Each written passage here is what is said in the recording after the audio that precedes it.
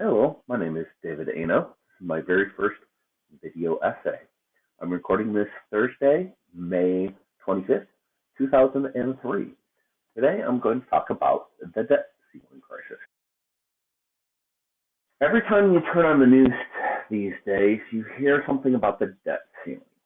Talks are still going on between Republicans in the U.S. House of Representatives, Democrats in the U.S. Senate, and the White House.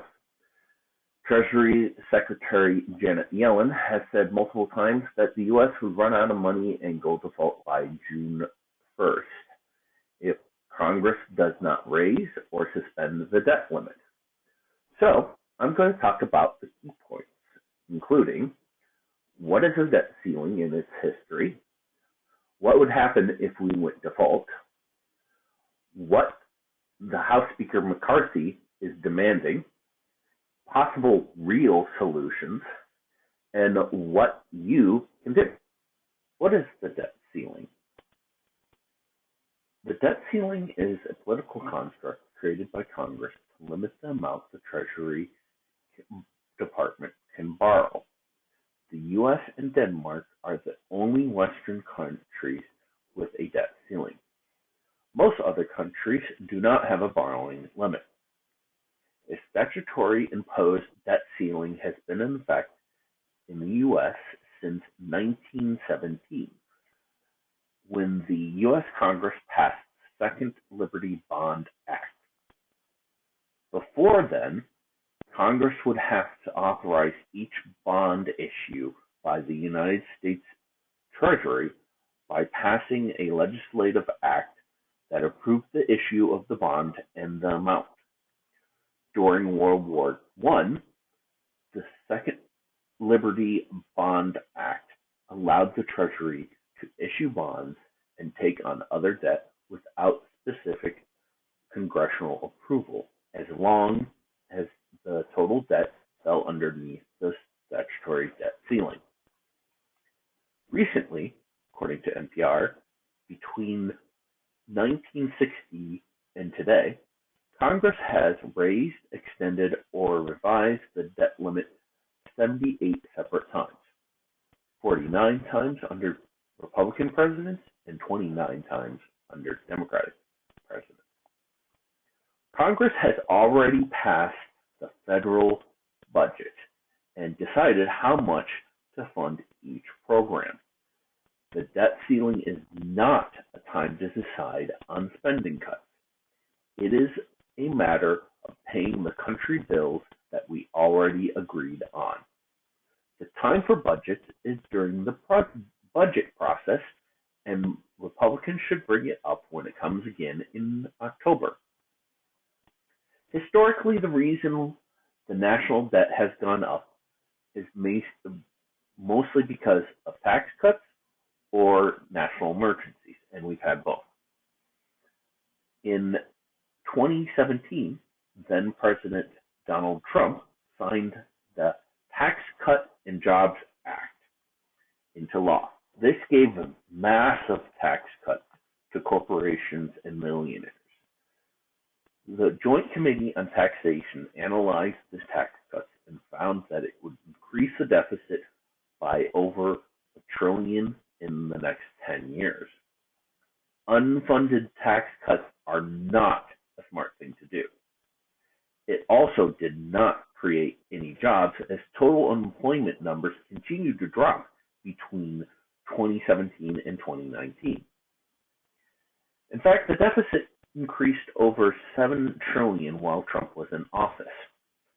The GOP raised the debt ceiling 3 times when Trump was in office. So, to repeat, the debt ceiling is not the time to debate on spending cuts. The debt ceiling is about paying the bills we already agreed on. Raising the debt ceiling does not increase spending nor the national debt. It simply allows the government to pay its bills. Republicans are willing to let the country go default. This would be a disaster for the U.S. economy. So what exactly would happen if the country went default? The stock market would rapidly crash and lose about a third of its value. an estimate of $12 trillion loss. Standard & Poor's would downgrade the U.S. credit rating.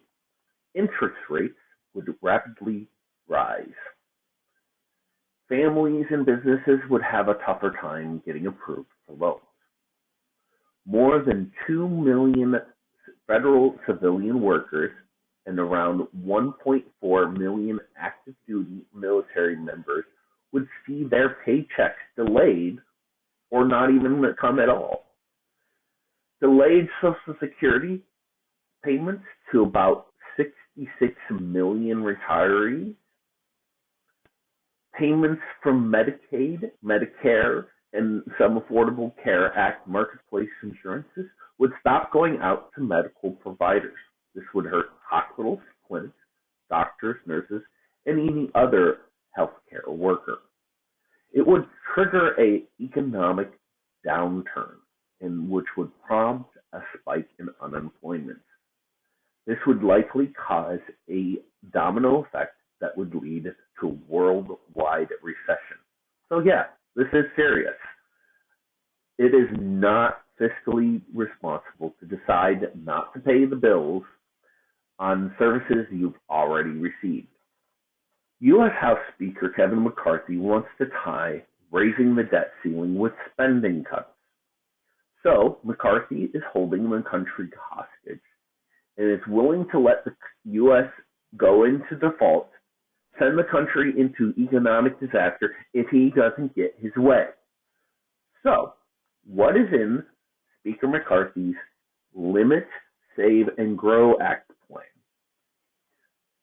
The bill only kicks the can down the road, and it's less than a year. It would increase the country's borrowing limit by $1.5 trillion, or through March of next year, whatever comes first. That means we will have another debt ceiling fight within the next year if this bill gets passed. Also in the bill includes overall cut to all non-defense spending. It blocks Biden's college loan forgiveness program. It repeals the Inflation Reduction Act and clean energy tax credits. It cuts $80 billion from the IRS, cuts food and nutrition programs to seniors, pregnant mothers, babies, and poor people, including SNAP, WIC, and other programs.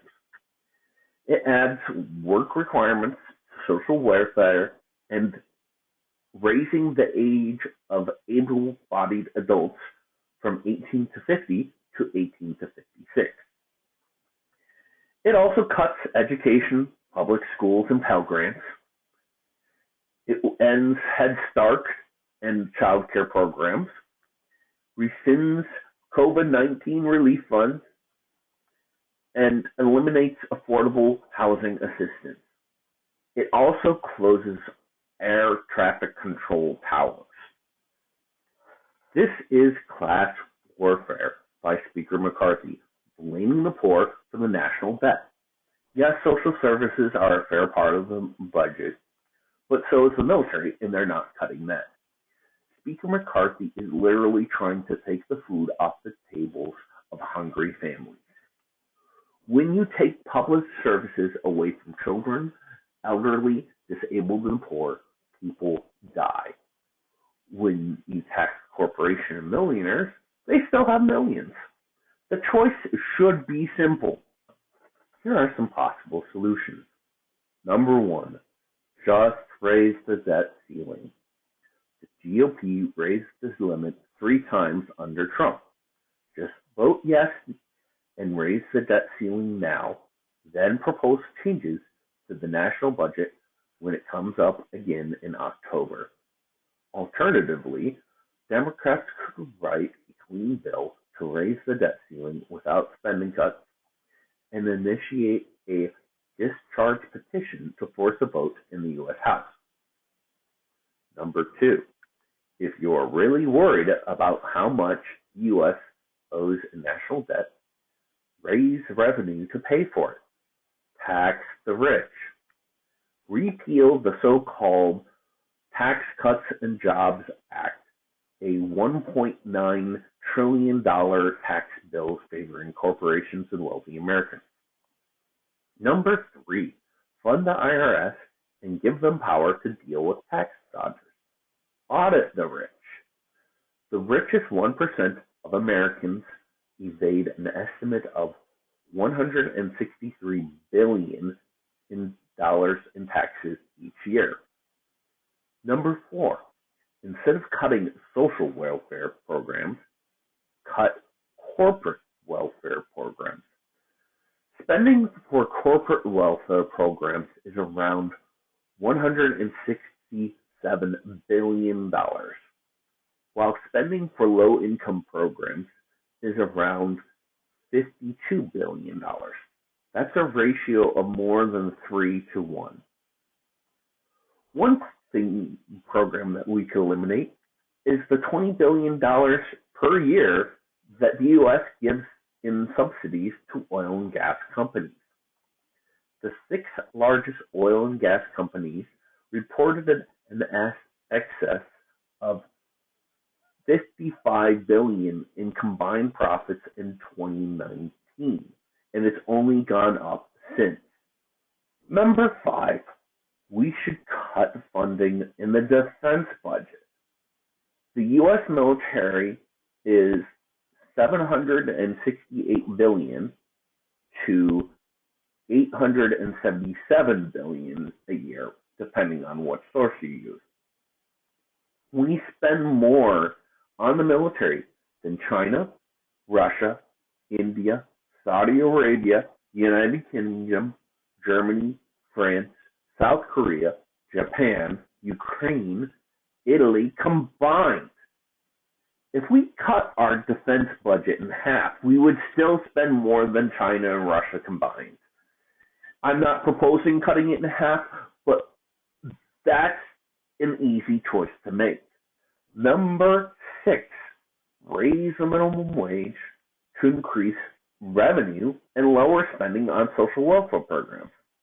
The Economic Policy Institute did a report on what would happen if the federal hourly minimum wage was increased to $15 an hour by 2025. Annual government expenditures on public assistance programs would decrease by 13.4 to 31 billion. Earned income tax credit and child tax credit expenditures would decline by 6.5 to 20.7 billion annually. And annual income tax revenue would increase by 7 to $13.9 billion. This should be an easy thing. If we raise the minimum wage, we increase revenue coming in through taxes and lower spending on social welfare programs. Here are some additional thoughts. Taxes should not be a dirty word. Taxes pay for things. It goes for the salaries of government and contract employees, to schools and education, to police and corrections, to fire departments, trash pickup, and other city services. It goes to health and human services, to Social Security and Medicare. It goes to the military and veterans. It goes to housing, infrastructure, roads, and transportation. It goes into health, hospitals, mental health treatment, and research. Taxes are a source of revenue for cities, counties, states, and federal government. It pays for the services we want and need. When we cut taxes on rich people and corporations, it creates a deficit. When we cut taxes on rich people and corporations, it puts more of the burden on the middle class and poor people. When we cut taxes on rich people and corporations, services that we demand get cut. Then the Republican Party has sabotaged the U.S. economy and the government gets spending cuts. Then it uses the fact that the whole departments are underfunded as an excuse to say that government doesn't work and needs to be privatized. Work requirements for public assistance programs like temporary assistance for needy families or supplemental nutritional assistance programs, formerly known as food stamps, is a cruel and unusual punishment for being poor. Social safety net programs like these are meant to lift a family out of poverty during a time of need. When people are unemployed and can't find a job, that is when they need food benefits the most. Since programs like SNAP are means tested, that indicates that only people below a certain income level qualify for SNAP. Work requirements creates a very small window that people have to work at least 80 hours a month, but must earn less than 130% of the poverty line. Work requirements is a way for politicians to eliminate participation in a program without actually killing the program itself. What the Republicans are doing is basically taking the food off the table of the people who need it the most. You may ask, do work requirements actually raise unemployment rates? No. One recent study has shown that when Virginia added work requirements to SNAP in 2013, that there was a 53% reduction in program participations among adults who were subjected to work requirements. But the effects on employment were small and, quote, not significantly different than zero. So, what it does is cut participation in programs, but it doesn't improve employment. Furthermore, cutting social welfare programs doesn't actually reduce the deficit. SNAP programs are highly beneficial. An estimate of every dollar the government puts into SNAP generates at least $1.79 in economic activity. When benefits get sent to the poor, it goes straight out to pay bills, rent, food, medicine, diapers, and other needs. Local businesses benefit from welfare programs. That stimulates the economy more than any tax cut. Like I said, it is class warfare for blaming the poor for the debt. We really should be blaming tax cuts on corporations and millionaires. This is the part where I ask the viewers to take action. Yes, even you can make a difference.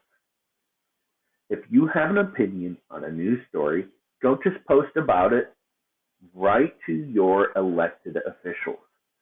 Find out who your city council member, your mayor, your county commissioner, your state representative, your state senator, your governor, your U.S. representative, your U.S. senators, and even the president, and let them know what you think.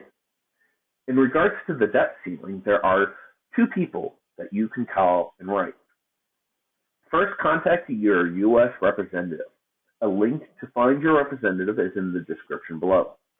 Tell them to write a clean bill and raise the debt ceiling without spending cuts and initiate a discharge petition to force a vote.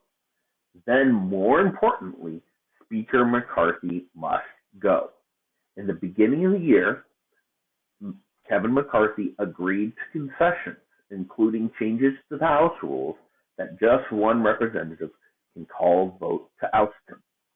So ask your representative to make a motion to vacate Kevin McCarthy as Speaker of the House. Second, contact the White House and President Joe Biden. Another link is in the description below. Tell him no cuts to welfare and no work requirements.